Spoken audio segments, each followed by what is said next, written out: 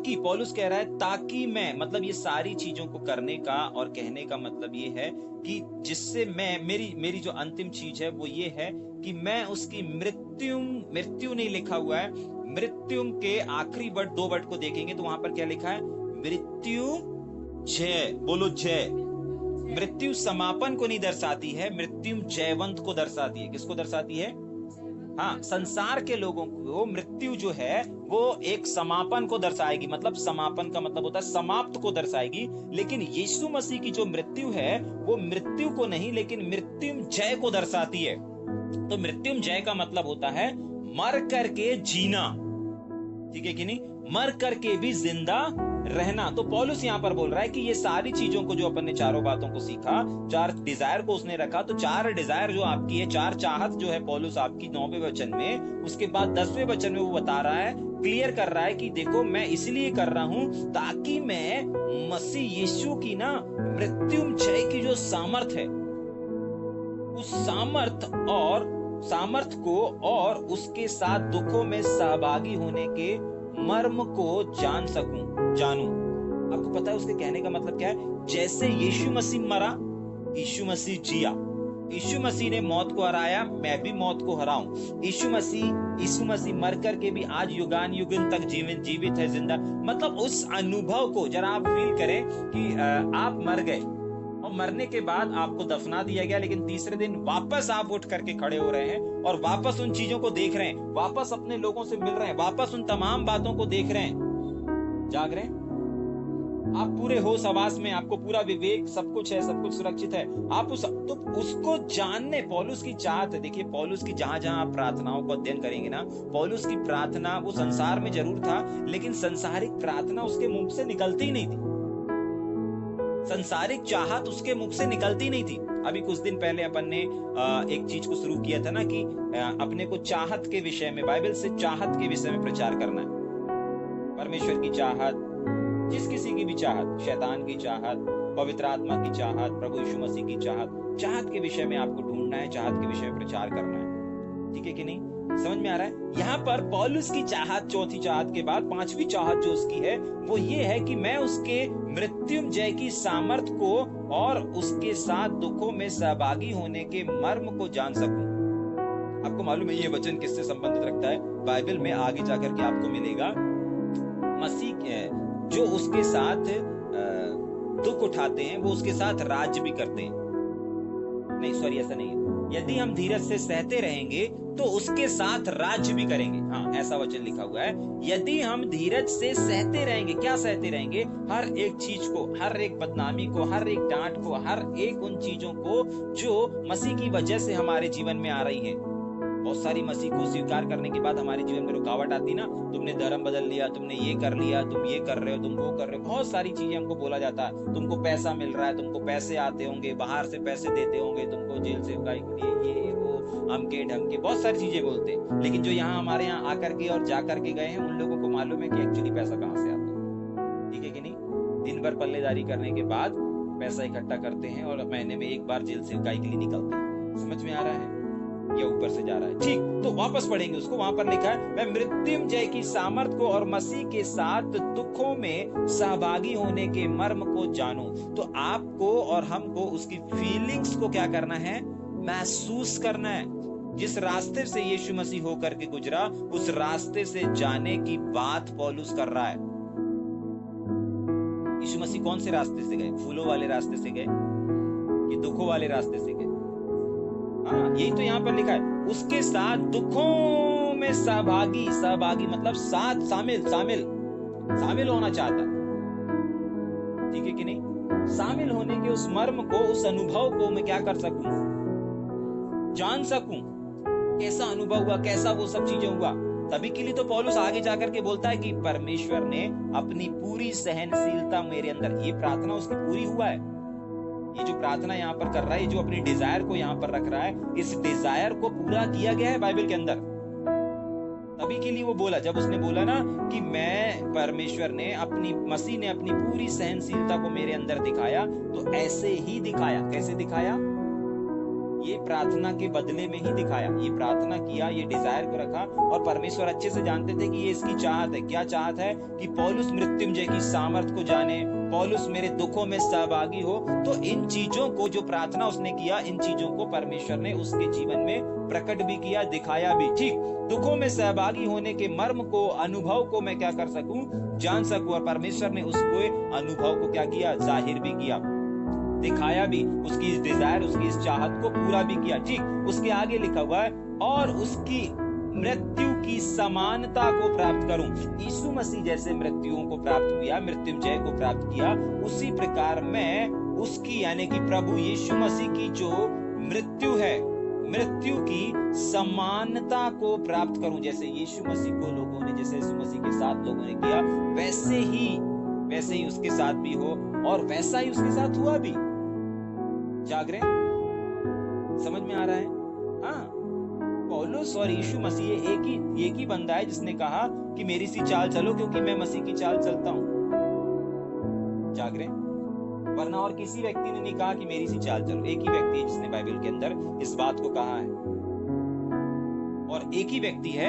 इसी जब अपन इसकी कुरिन्थियों की पत्री को पढ़ते हैं तो वहां पर लिखा हुआ है कि अगर कोई इस पौलुस की बातों को नहीं मानता है, इसका मतलब वो परमेश्वर प्रभु यीशु मसीह की बातों को नहीं मानता। और वहां पर ये भी लिखा हुआ है कि मतलब पौलुस कह रहा है, इसका मतलब प्रभु यीशु मसीह कह रहा है। पौलुस की पत्रियों को कभी भी आपको पौलुस की समझ के नहीं पढ़ना, नहीं, उसमें परमेश्वर का, प्रभु यीशु मसीह का पूरा हाँ और आमीन है। हर एक शब्द में पौलुस के पत्रियों में हाँ और आमीन है। किसका? प्रभु यीशु मसीह का। एग्जाम्पल दो, 4 सुसमाचारों को आप देखते हैं। 4 सुसमाचारों में कुछ चीजें आपको अलग अलग मिलेंगी, कुछ समानता मिलेंगी। हो सकता है यीशु मसीह की परीक्षा वाला 40 दिन वाला, वो आपको डबल जगह मिल जाए। अभी जैसे 2 जगह मेरे को दिख रहा है, लूका 4:4 और मत्ती 4:4 में कोई परीक्षा है यीशु मसीह की, 40 दिन 40 रात वाली लगातार वाली परीक्षा है। ठीक है कि नहीं? और कौन सा मिल जाएगा आपको? तोड़े का मिल जाएगा, बीज का उदाहरण मिल जाएगा, और काय का मिल जाएगा आपको, 5 रोटी 2 मछली वाला मिल जाएगा, और प्रभु भोज वाला मिल जाएगा। ऐसे बहुत सारे जगहों पर यीशु मसीह के जन्म का भी मिल जाएगा, मत्ती में और लूका में भी मिल जाएगा। ठीक है, तो ऐसे बहुत सारी टॉपिक और बहुत सारे विषय आपको 4 सुसमाचारों में मिलेंगे। लेकिन कभी आपने सोचा है कि ये अलग अलग क्यों है? कुछ चीजें अलग अलग हैं। आप ठीक से अध्ययन करेंगे, आपको पता चलेगा। जो लोग अध्ययन करते हुए आए हैं उनको मालूम है। ठीक है कि नहीं? अलग अलग क्यों है? उसका रीजन है क्योंकि लूका ने अपने अनुभव से लिखा, मत्ती ने अपने अनुभव से लिखा, मरकुस ने अपने अनुभव से लिखा, यूहन्ना ने अपने अनुभव से लिखा। समझ पा रहे हैं? अनुभव से ये मतलब नहीं कि वो अपनी ज्ञान बुद्धि से लिखा, नहीं, लिखवाने वाला पवित्र आत्मा था। लेकिन कुछ बातें जो आपको वो कंफ्यूज टाइप का करेंगी ना, वो बातें इसलिए हैं क्योंकि ये जो 4 चेले थे, इन चारों के चारों चेलों ने क्या किया था? अपने अपने अनुभव से लिखा। ठीक है कि नहीं? अपने जो यूहन्ना ने देखा वो उन बातों को लिखा, जो मत्ती ने देखा वो उन बातों को लिखा, जो मरकुस ने देखा, मरकुस ने अपने अनुभव को लिखा। ठीक है? बोलेंगे भैया मरकुस तो चेलों में नहीं था। ठीक है, वो एक ऐसा चेला था जो सारे चेलों को फेल कर दिया था। ठीक है, किसी दिन मरकुस की स्टडी करेंगे तब आपको पता चलेगा। ठीक है, मरकुस एक ऐसा चेला था जिसने सारे चेलों को फेल कर दिया था। ठीक, अभी वापस आएंगे अब। ठीक है, अभी वापस आए। तो अलग अलग चीजें क्यों पाई जाती हैं, कैसे पाई जाती हैं? क्योंकि वो अलग अलग अनुभव है। लेकिन पौलुस के साथ ऐसा सिस्टम नहीं है। पौलुस ने जो पत्रियां लिखी हैं, उस पत्री में प्रभु यीशु मसीह की हाँ और आमीन शामिल है हर एक शब्द में। मैंने कुरिन्थियों की पत्री से इस बात को बताया था। और तभी के लिए पौलुस की पत्रियों की विशेषता होती थी कि पौलुस की पत्रियां उस टाइम पे भी, जब ये लिख चुकी थी ना, तो उस टाइम पे भी पौलुस की पत्रियां पत्रस की कलीसिया में ले जा करके पढ़ाते थे, सिखाते थे। और भी जितनी कलीसियाएं हैं, ऐसा लिखा है पौलुस की पत्रियों के बारे में। उस टाइम पे की बात कर रहे हैं, जिस टाइम पे ये पत्रियां लिखी गई थी, उस टाइम पे पौलुस की पत्रियां पत्रस की सबसे बड़ी कलीसिया थी, वहां पर जाकर के सुनाया करते थे। मान लीजिए कुरिन्थियों में पत्री भेजी गई, कुरिन्थियों की कलीसिया करेक्शन हो गया, सुधार हो गया, बदल गई, अच्छी सुधर गई कुरिन्थियों की कलीसिया, तो आप उसी पत्री को, कुरिन्थियों की पत्री को ले जा करके पतरस की कलीसिया में, जो कि एक महान कलीसिया थी, गिनती में सबसे बड़ी कलीसिया थी पतरस की कलीसिया, पतरस की कलीसिया में भी वहां पे जाकर के उसी पत्री को क्या किया गया, सुनाया गया और उसी के अनुसार सिखाया भी गया। ऐसा होता था, हर कलीसिया में होता था। पौलुस की जितनी भी पत्रियां होती थी, एक कलीसिया से दूसरी कलीसिया, दूसरी कलीसिया से तीसरी कलीसिया, ऐसा नहीं है कि एक पत्री एक ही कलीसिया के लिए लिखी गई, लेकिन सारी कलीसियाओं के लिए उसकी टीचिंग है और उसी चीजों को अपन भी फॉलो कर रहे हैं। समझ पा रहे हैं? तो पौलुस के कहने का मतलब है, पिता मैं उसकी मृत्युंजय, मतलब प्रभु यीशु मसीह की मृत्युंजय की सामर्थ को प्राप्त करूं, उसके दुखों में सहभागी हूं और साथ ही साथ उसकी मृत्यु की समानता को प्राप्त करूं। आखिरी चीज इस बात को दर्शाती है कि मैं किसी भी रीति से मरे हुओं में से जी उठने के पद तक पहुंचूं। कौन से पद तक पहुंचूं? मरे करके जिंदा होने वाले पद तक मैं क्या करूं? पहुंचना चाहता हूं। कौन है मर करके जिंदा होने वाले लोग?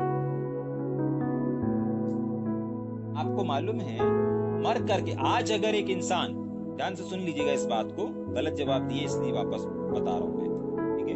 विशेषकर स्टडी जो कर रहे हैं उन लोगों को तो गलत जवाब नहीं देना है, ठीक है? ठीक, सुनेंगे।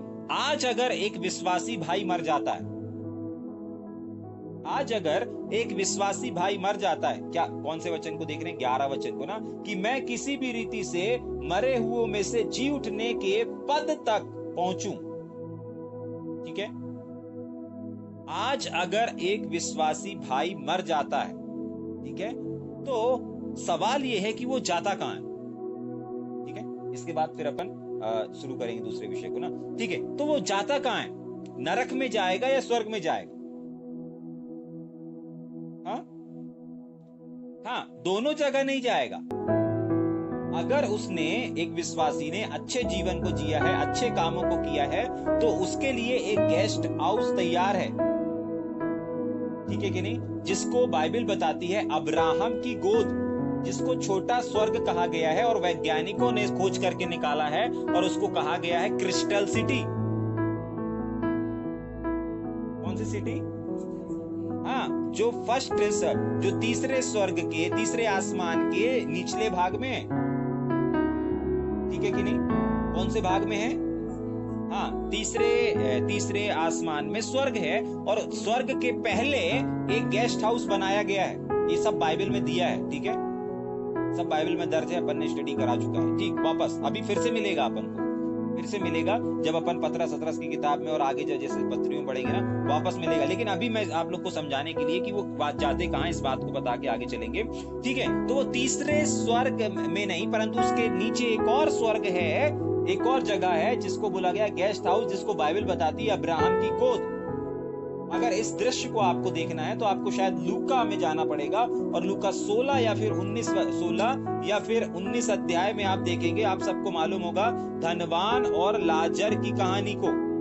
धनवान और लाजर के अगर आप जीवन को देखेंगे तो वहां पर भी आपको ये दृश्य दिख जाएगा कि एक व्यक्ति दूसरे व्यक्ति को देख पा रहा है, ठीक है?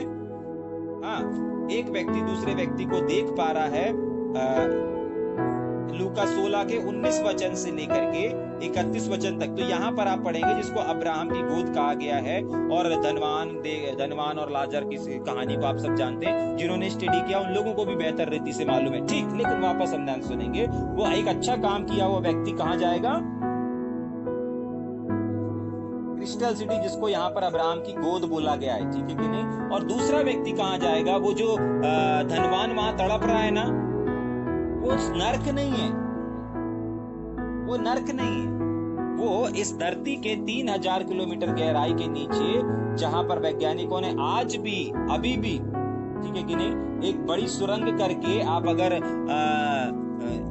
आपको इस चीज को देखना है तो आप नासा वैज्ञानिक नर्क की खोज ऐसा कुछ डालेंगे तो आपको सामने आ जाएगा कि नासा ने आज से कुछ साल पहले खोज किया था और जमीन के अंदर लगा दी उन्होंने सुरंग पे सुरंग खोदते जब 3000 किलोमीटर की गहराई पर गई तो वहां से अजीब और गरीब आवाजें आने लगी, चीखें आवाज आने लगी।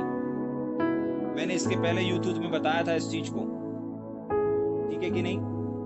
समझ में आ रहा है?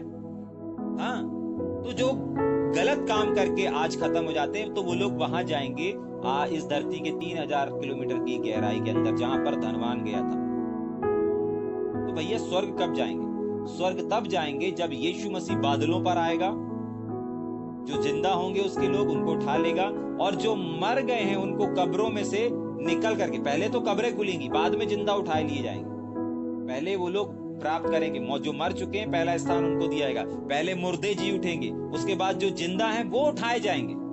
ठीक है, उसके बाद हम न्याय के सिंहासन पर पहुंचेंगे, वहां पर हम लोगों के कार्यों को बयान किया, फिर हम लोगों को स्वर्ग लिया लेकर, और फिर वहां से लोगों को नरक डाला जाएगा। समझ में आ रहा है? किस चीज को प्राप्त करना चाहता है वो? मर करके जी उठने वाले पद को। कौन सा वाला पद? मर के तो सब जिंदा होते हैं, अच्छा काम करने वाला भी जिंदा होता है, बुरा काम करने वाला भी जिंदा होता है। ठीक है कि नहीं? क्योंकि बाइबल बताती है कि शरीर क्या है? मट्टी है, और मौत के बाद मट्टी मट्टी में मिल जाती है, और आत्मा परमेश्वर के पास चली जाती है। ठीक है, तो अब अच्छा आदमी मरे या बुरा आदमी मरे, कोई भी व्यक्ति मरता है तो मरने के बाद जीता है, एक तड़पन में जीता है, तड़प में जीता है, और एक स्वर्ग में, यानी कि अच्छे जीवन को जीता है, जिसको छोटा स्वर्ग बोला गया है। जाग रहे हैं? हाँ, आज के जनरेशन में गेस्ट हाउस बोला गया। ठीक है कि नहीं? तो ये डिजायर पौलुस ने अपनी हम लोग को रखी। आज हमारे पास भी प्रार्थना निवेदन होते हैं ना, बहुत बार हम लोग के पास प्रार्थना निवेदनों की कमी रहती है। जाग रहे हैं? तो आज सीख लीजिएगा और अंडरलाइन कर लीजिएगा।